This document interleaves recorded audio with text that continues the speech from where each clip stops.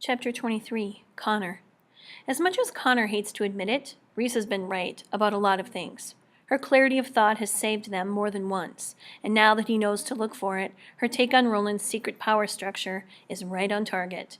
Roland is a master of structuring life around him for his own benefit. It's not the overt bullying that does it either. It's the subtle manipulation of the situation. The bullying almost acts as cover for what's really going on. As long as people see him as a dumb, tough guy, they don't notice the more clever things he does, such as endearing himself to one of the fatigues by making sure the man sees him giving his food to one of the younger kids. Like a master chess player, every move Roland makes has a purpose, even if the purpose isn't immediately clear. Risa wasn't just right about Roland, she was also right about Lev, or at least the way Connor feels about the kid. Connor hasn't been able to get Lev out of his mind. For the longest time, he had convinced himself it was merely out of desire for revenge, as if he couldn't wait to get even with him. But each time a new group of kids shows up and Lev isn't among them, a sense of despair worms its way through Connor's gut. It makes Connor angry that he feels this way, and he suspects that that is part of the anger that fuels the fights he gets into. The fact is, Lev hadn't just turned them in. He had turned himself in as well, which means that Lev is probably gone. Unwound into nothing, his bones, his flesh, his mind shredded and recycled. This is what Connor finds so hard to accept. Connor had risked his life to save Lev, just as Connor had done for the baby on the doorstep. Well, the baby had been saved, but Lev had not, and although he knows he cannot be held responsible for Lev's unwinding, he feels as if it is his fault. So he stands there with secret anticipation each time there's a group of new arrivals, hoping beyond hope that he'll find that self-righteous, self-important, pain-in-the-ass Lev still alive. Chapter 24, Risa. The Fatigues arrive with Christmas dinner an hour late. It's the same old slop, but the Fatigues wear Santa hats. Impatience rules the evening. Everyone's so hungry they crowd noisily around like it's a food delivery in a famine. And to make it worse, there are only 2 Fatigues there tonight to serve the meal instead of the usual 4. Single line, yell the Fatigues. There's enough for everybody. Ho, ho, ho. But tonight, it's not a matter of getting enough, it's a matter of getting it now. Reese is just as hungry as the others, but she also knows that meals are the best time to have some privacy in the bathroom, without someone bursting in through the unlocked door or simply pounding repeatedly to get you out faster. Tonight, with everyone clamoring for their holiday hash, there's no one at the bathroom at all. So, putting her hunger on hold, she moves away from the crowd and across the warehouse toward the bathroom. Once inside, she hangs the makeshift occupied sign on the doorknob and pushes the door closed. She takes a moment to examine herself in the mirror, but she doesn't like the straggly-haired, ragged girl she's become, so she doesn't look at herself for long. She washes her face and, since there are no towels, dries it with her sleeve. Then, before she even turns for the toilet, she hears the door creak open behind her.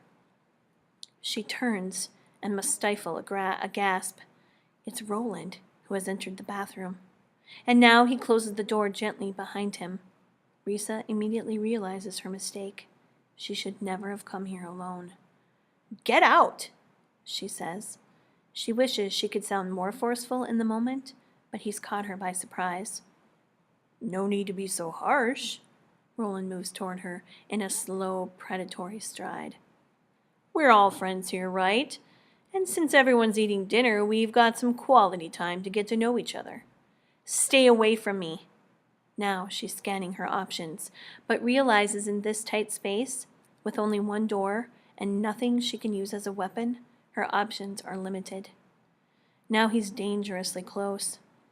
"Sometimes I like having dessert before dinner. How about you?" The second he's in range, she acts quickly to hit him, to knee him, to inflict any kind of pain that would distract him enough for her to fly out the door. But his reflexes are simply too fast.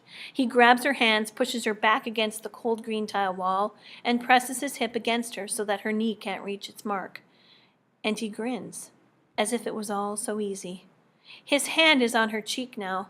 The shark tattooed on his forearm is inches away and seems ready to attack. So, what do you say we have some fun and make sure you don't get unwound for 9 months? Risa has never been a screamer. The way she always saw it, screaming was a show of weakness, a sign of defeat.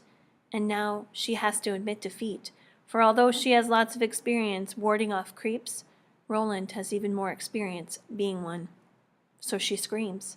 She lets loose a blood curdler at the top of her lungs, but her timing is as bad as it possibly could be, because just then a jet roars by overhead, shaking the walls and completely swallowing her scream. You gotta learn to enjoy life, Roland says. Let's call this lesson 1. That's when the door swings open, and over Roland's massive shoulder, Risa sees Connor standing at the threshold, eyes blazing. She's never been happier to see anyone. Connor, stop him! Roland sees him too, catching his reflection in the bathroom mirror, but he doesn't release Risa. Well, says Roland, isn't this awkward? Connor makes no move to tear him away. He just stands there on the threshold. His eyes still rage, but his hands, they're not even clenched into fists. They just hang there limply by his side. What's wrong with him? Roland winks at Risa. Then he calls over his shoulder to Connor. Better get out if you know what's good for you. Connor steps over the threshold, but he doesn't move toward them. Instead, he goes to the sink. Mind if I wash up for dinner? Risa waits for him to make a sharp, sudden move, catching Roland off guard, but he doesn't. He just washes his hands. Your girlfriend's had her eye on me since Sonia's basement, says Roland. You know that, don't you? Connor dries his hands on his pants. You two can do whatever you want. Risa and I broke up this morning. Should I turn off the light when I leave? The betrayal is so unexpected, so complete, Risa doesn't know who to hate more, Roland or Connor. But then, Roland eases his grip on her. Well, now the mood's ruined, isn't it? He lets her go. Hell, I was kidding anyway. I wouldn't have done anything. He backs away and offers that smile of his again. How's about we wait until you're ready? Then he struts out just as boldly as he had come in, bumping Connor's shoulder on the way out as a parting shot. All of her confusion and frustration unleashes at Connor, and she pushes him back against the wall, shaking him. What was that? You were just going to let him do it? You were just going to stand there and let it happen? Connor pushes her off him. Didn't you warn me not to take the bait? What? He didn't just follow you to the bathroom. He pushed past me first. He made sure that I knew he was following you here. This whole thing wasn't about you. It was about me, just like you said. He wanted me to catch him. He wanted to make me crazy to get me fighting mad. So I didn't take the bait. Risa shakes her head, not in disbelief, but reeling from the truth of it. But what if he... But he didn't, did he? And now he won't. Because if he thinks you and I are broke up, you're more useful to him if you're on his side. He might still be after you, but from now on, I'll bet he'll be killing you with kindness. All the emotions rebounding madly through Risa finally come to rest in an unfamiliar place, and tears burst from her eyes. Connor steps forward to comfort her, but she pushes him away with the same force she would have used against Roland. Get out, she yells. Just get out. Connor throws up his hands, frustrated. Fine. I guess you should have just gone to dinner and not come in here at all. He leaves, and she closes the door behind him, in spite of the line of kids now waiting for the bathroom. She sits down on the floor, her back against the door so no one can get in as she tries to get her emotions under control. Connor had done the right thing. For once, he had seen the situation more clearly than she, and he had probably ensured that Roland wouldn't physically threaten her again, at least for a while.